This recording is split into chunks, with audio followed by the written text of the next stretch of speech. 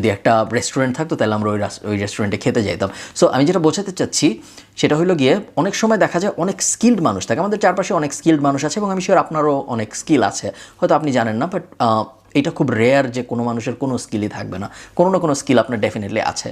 হয় কি, স্কিল একা সবসময় সফলতা আনতে পারে না, স্কিলের সাথে এন্টারপ্রেনারিয়াল মাইন্ডসেট বা সোজা বাংলায় বলে ব্যবসায়িক মানসিকতা থাকাটাও জরুরি হয়ে যায়।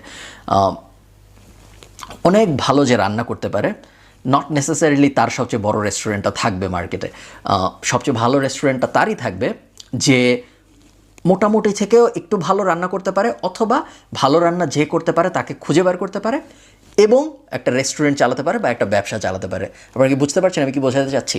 যখন আপনি একজন উদ্যোক্তা হবেন বা যখন আপনি একজন এন্টারপ্রেনার হবেন, নট নেসেসারিলি আপনি যেই টপিকে বা যেই বিষয়ে আপনার ব্যবসা, ওই বিষয়ের উপর